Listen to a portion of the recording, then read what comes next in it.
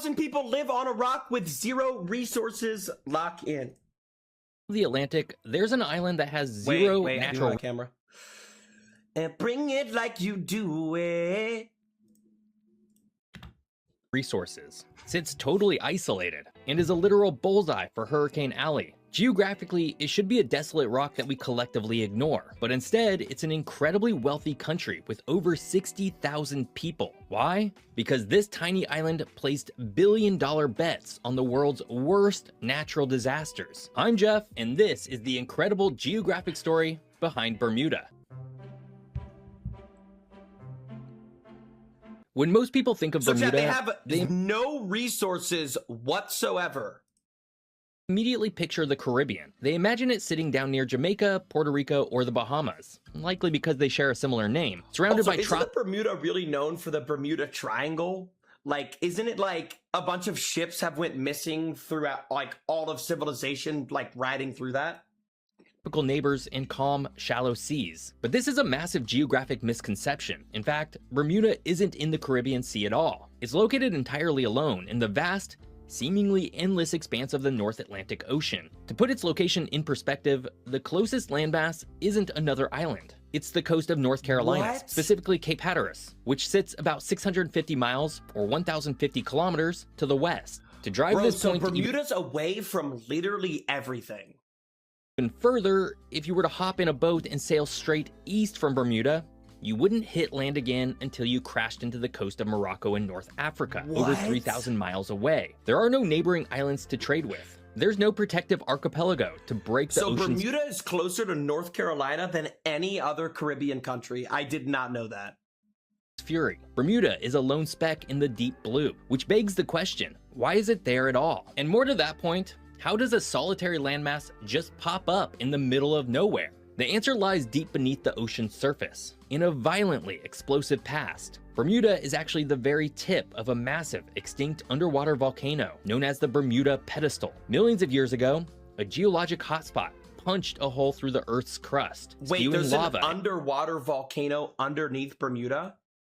And building a colossal mountain that rose 15,000 feet from the sea floor. Over time, the volcano went dormant and began to sink back down. But as it sank, something remarkable happened. Microscopic maritime organisms began building coral reefs around the rim of the sinking caldera. As the sea levels fluctuated over successive ice ages, these reefs were exposed, crushed into sand by the wind and waves, and compacted into solid limestone. So when you walk on Bermuda today, you're not walking on volcanic rock. You're walking on the fossilized remains of millions of years of coral reefs, resting high above a submerged volcanic mountain. But being an ancient coral reef comes with a severe, almost fatal, geographic drawback. A drawback that should make human life here almost impossible. You see, because Bermuda is entirely made of highly porous limestone, it has absolutely zero natural freshwater resources. Think about what that means for a developing civilization. There are no rivers to draw from. There are no freshwater lakes.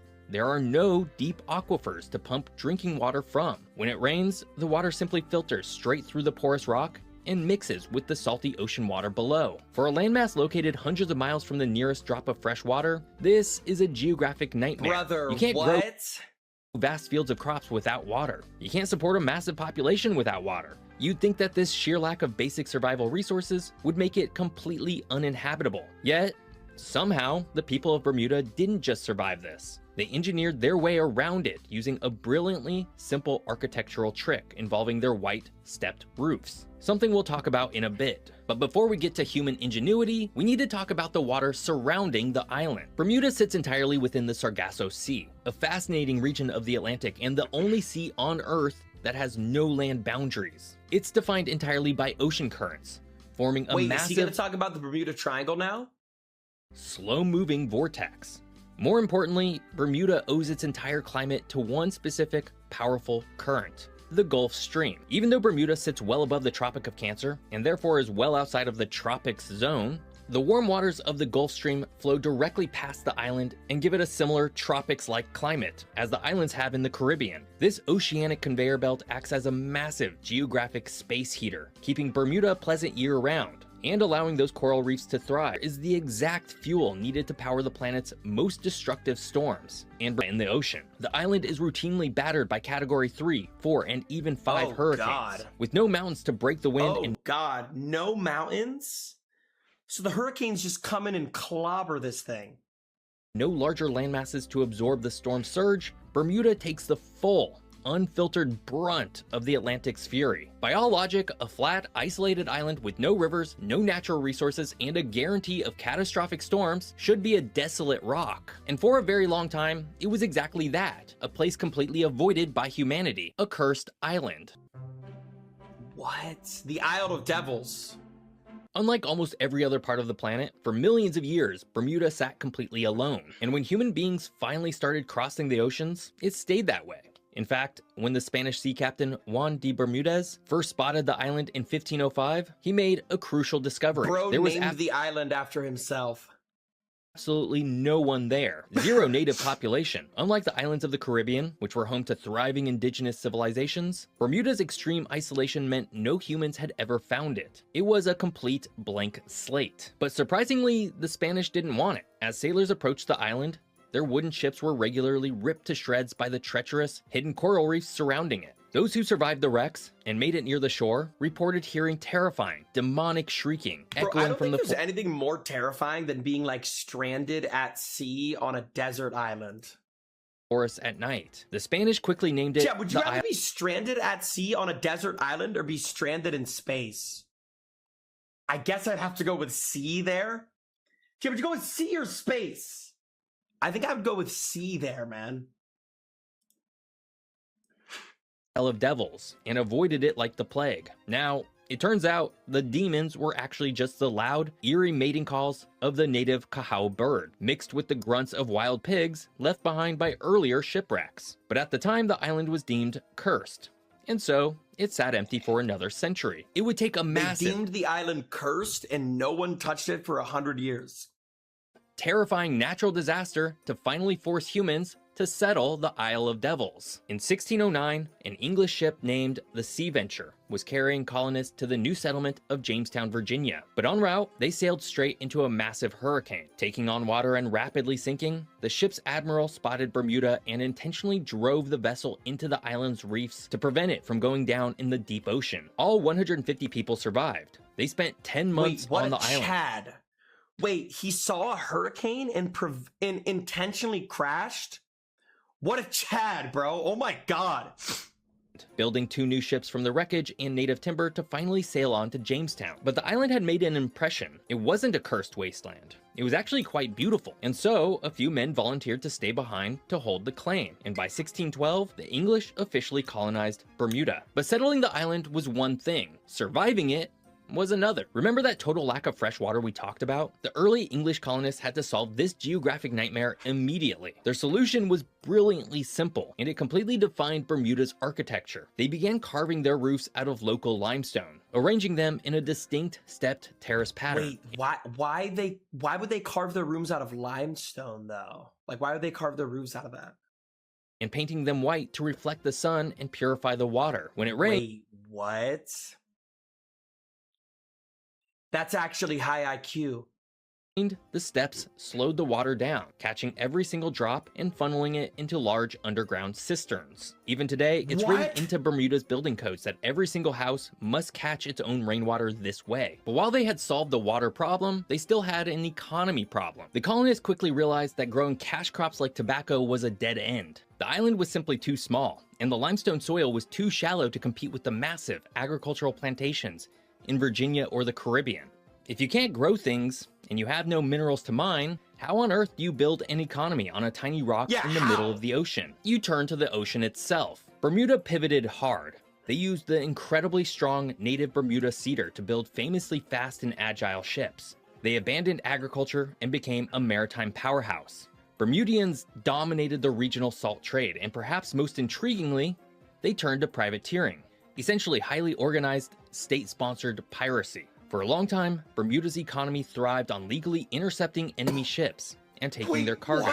But the golden age of sail eventually ended, and privateering was outlawed. Once again, Bermuda was staring down economic ruin. They needed a new identity. And to understand how they forged their modern empire, you have to look at exactly who owns Bermuda today. You might assume Bermuda is an independent country. It has its own flag, England. its own Olympic team, and its own currency perfectly pegged to the US dollar. But it's not independent. Bermuda is still a British overseas territory, the oldest one in fact. But their relationship with the United Kingdom is highly unusual and totally critical to their wealth. Bermuda is almost entirely self-governing. They have their own parliament, which is actually one of the oldest. They have their own Olympic team? With 60,000 population, they have their own Olympic team. U.S. legislatures in the world, dating back to 1620. What? They elect their own premier, and they write their own internal laws. The United Kingdom essentially only steps in for military defense and foreign diplomatic affairs. This extreme autonomy gave Bermuda a massive geopolitical superpower. Because they could write their own local laws, they could design their own tax code, and they decided they weren't going to charge any corporate income tax. This unique hybrid status, protected by the military might and stability of the British Empire, yet possessing total freedom to set their own financial rules, created the ultimate loophole in the global economy. Bermuda realized they didn't need to build ships or raid cargo anymore. They just needed to provide a safe, highly regulated, untaxed harbor for the world's money. But they didn't just become a generic, run-of-the-mill tax haven. They decided to specialize. They looked at their own history, at the hurricane that literally shipwrecked their founding fathers, and decided to monetize the one thing they knew better than anyone else on Earth: absolute catastrophic disaster. Wait, what? Bermuda's... To understand how Bermuda disaster makes its money and finances basically its entire existence, you have to understand a concept called reinsurance. It sounds incredibly dry, but it's actually the high-stakes, multi-billion-dollar safety net that keeps the global economy from collapsing every time the wind blows too hard. Reinsurance is, very simply, insurance for insurance companies. Imagine a massive Category 5 hurricane slams into the coast of Florida. Okay. A regular insurance company, let's call them Windy Insurance, might suddenly have to pay out 100,000 claims, all at exactly the same time. Yeah, this is to rebuild. The one downside, like, of living in Florida. But honestly, it only really affects if you live, like, coastal Florida. But, like, dude, every year for my entire life, September, there's always one gigantic fucking hurricane. Like, every year. You basically just bend over and get gaped. Destroyed homes. But if Windy Insurance had to pay out all of those billions of dollars at once, they would go completely bankrupt. The homeowners would get nothing, and the regional economy would be ruined. So, to prevent this, Windy Insurance buys their own insurance policy. They transfer a massive chunk of their catastrophic risk to a reinsurance company. And where do the vast majority of the world's biggest property catastrophe reinsurance companies live? Right in the capital city of Hamilton, Bermuda. Because of their unique British overseas territory status, their lack of corporate income tax, and their proximity to the United States, which has the highest concentration of expensive coastal real estate in the world. Oh my god, it makes sense. It's like the perfect business partners. That actually makes perfect sense. Bermuda became the absolute epicenter of the global catastrophe market. So, when a major whenever there's just hurricanes, Bermuda, like, as long as it doesn't hit them, they just make money on the reinsurance? hurricane hits the US mainland, a devastating earthquake strikes Japan, or wildfires ravage California, it's very often Bermudian companies that are writing the checks to fund the recovery. Bro, I did not know that. In fact, following major recent US hurricanes, Bermudian reinsurers have paid out roughly 30% of all reconstruction claims. They're essentially acting as a giant financial shock absorber for the world's worst days. But recently, a massive global variable has entered the equation, throwing this entire business model into uncharted territory. As global warming accelerates, ocean temperatures are rising, and as we learned earlier, warm water is the exact fuel that powers Atlantic hurricanes. This means natural disasters are increasing in both frequency and ferocity. We're seeing stronger storms, heavier rainfall, and more destructive storm surges. Now, yeah, so you might basically think that every year that goes on, like, natural disasters just get more catastrophic. more disasters would be catastrophic for a country whose entire economy is based on paying out disaster claims. But counterintuitively, it has actually made Bermuda even wealthier. As global risks increase, standard insurance companies are panicking. They need to offload their risk now more than ever, which drives the demand for Bermuda's reinsurance products through the roof. Because the risk of catastrophic storms is higher, Bermudian companies can charge significantly higher premiums for their coverage. They employ armies of the world's smartest climate scientists, meteorologists, and data analysts to build incredibly complex mathematical models predicting exactly how and where a storm will hit, allowing them to price their risk perfectly. They're not gambling blindly. Interesting way a country has ever made money. They're making highly calculated bets on the climate. Bro, and what they does went all from of this raiding they went from raiding ships to selling reinsurance to natural disasters around them. Macro level trillion-dollar financial maneuvering actually mean for the everyday people living on the island? There's a very real, if tiny, human population living in Bermuda after all. Despite its massive footprint on the global who in the economy. Chat lives in Bermuda? Type of 1 in the chat if you live in Bermuda. Type of 1 in the chat if you live in Bermuda. Bermuda is astonishingly small. The entire island is apparently everyone lives in Bermuda. 111111111111111. Sure. About 21 square miles. To put that in perspective, the entire island of Manhattan is larger than the entire country of Bermuda, and living on this tiny strip of limestone, the island of Manhattan is larger than Bermuda. Is a population of roughly 64,000 people. That's the population of a minor suburb in the United States. Yet, because of this massive influx of reinsurance capital, Bermuda boasts one of the highest gross domestic products per capita on the entire planet, routinely hovering well over $100,000 per person. The wealth here is staggering. The roads are well maintained, the infrastructure is that a fucking golf course? Yo, so chat, is Bermuda really nice? I didn't know any of this. Chat, is Bermuda really nice? Is incredibly resilient, and the standard of living is exceptionally high. When a hurricane hits Bermuda itself, the island barely blinks. So they're just bro, they made money off of selling reinsurance to natural disasters. Limestone houses and underground water cisterns are built like fortresses, and their power grids are designed to snap back into action almost immediately. Okay, there's a yacht club here?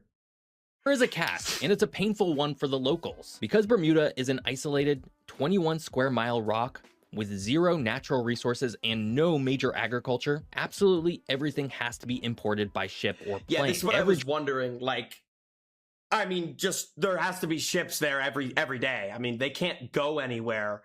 It's not like in the US where it's you can drive a truck to Canada or you can drive a truck to Mexico. They literally have to get everything in through a ship. Drop of fuel, every piece of lumber, every car, and nearly every single piece of food you buy at the grocery store has to travel hundreds of miles across open ocean to get there. Combine that extreme supply chain cost with the massive influx of billionaire executives driving up real estate prices, and Bermuda has consistently ranked as having the highest cost of living in the world. Highest cost of living in the world? I thought that was Monaco. I thought Monaco you had to literally I'm pretty sure in Monaco, you have to show proof that you have $10 million to buy a property. I'm not even kidding. I think that's actually a thing. I remember watching a video about that. $100,000 a year in Bermuda doesn't make you wealthy. In fact, it barely makes you middle class. So in the end, Bermuda is a bit of a geographic paradox. It's an island that should be unlivable. It has no water, no resources, and sits completely alone in the crosshairs of the world's most violent ocean. Yet, through sheer human ingenuity, architectural adaptation, and a brilliant cutthroat pivot into the world of high finance risk, it turned its greatest geographic curse into its greatest economic asset. I hope you enjoyed learning all about Bermuda. Bro. I did not know that, man. I did not know that. That is